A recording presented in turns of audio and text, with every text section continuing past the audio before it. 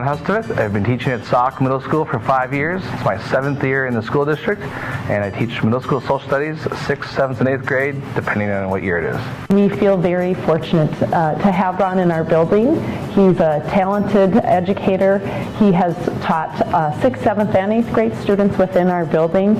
And the thing that most impressed me about Ron is his connection with students despite their grade level, and his connection even once they leave this building, that he really engages them in social studies, whether it is things such as coordinating the DC trip, which you'll see behind me, or if it is looking at a flipped classroom and sharing with students what happens in our local community and bringing that into his social studies classroom.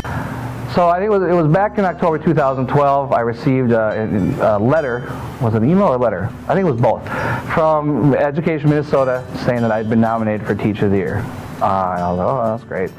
And they included a little thing, was from a former student and his mom. They're now in 10th grade. And it was saying that, a little blurb about how connected with the students and really worked hard to match. It was a student that had some special needs, and they both appreciated that I had really gone out of my way to try to connect different learning styles with that student. And I had the student for 3 years. And the parent for 3 years, so it was a good connection that we all had. And I know that they had had some challenges in other places, so it was neat that they recognized the work that I had done. One of the ways I like to engage students is using humor in the classroom, having fun with the kids so that they see the not so serious side with you. Obviously, you've got to balance that with a serious side. And so you really, if you establish that rapport with the students, I really try to work on that. I feel like if I can get them to connect with me and see me as a regular person and treat them as regular people, they'll pretty much lockstep follow whatever I need them to take care of when I need them to perform. Mr. H is a pretty cool teacher. We do a lot of hands-on and a lot of group stuff, which is pretty cool. I like that, and teaches us a lot about stuff that I never knew about.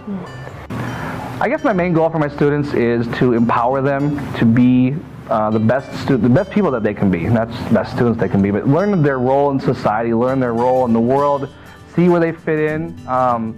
Not just with the board, but also where they fit in with who they are. And so teaching them how to find their own voice, and then how to use that voice, and how that connects to the bigger story of what's going on in the world around them. He helped me learn a lot of stuff that I never really knew, especially with government stuff. I was never into history, and ever since I've been in this class, I've been interested in learning about a lot of history stuff. I like to use a variety of instructional techniques. So get students to hop on the computers and not just maybe type something individually, but maybe use Google Docs to do a group project together, and have them use the chat feature so that they learn how to communicate with each other when they're not necessarily nearby.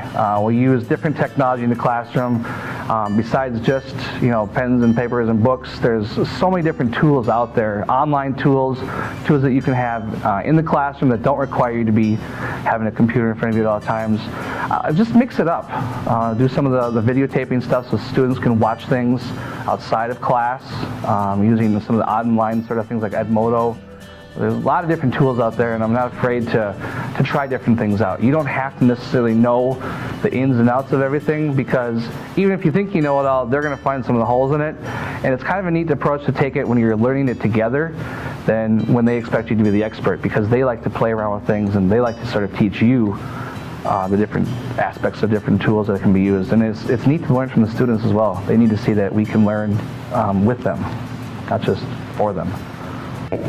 The selection of Ron in the top 10 for the Teacher of the Year is really important for us here at Salk Middle School. I think it's reflective of what Ron does within the building, but what all of our teachers do here at Salk. And so that's a wonderful recognition of the hard work that happens each and every day for Ron in his classroom and the engagement of our students within the building. Mr. H being a finalist is pretty cool. I mean, I've never known a teacher who's been a finalist of the year. I mean, there are a lot of teachers in Minnesota too, and like a top 10, that's pretty big. One of my favorite quotes is that students probably won't remember the day-to-day specific content lessons that you taught them, but they'll remember how they feel when they were in your classroom.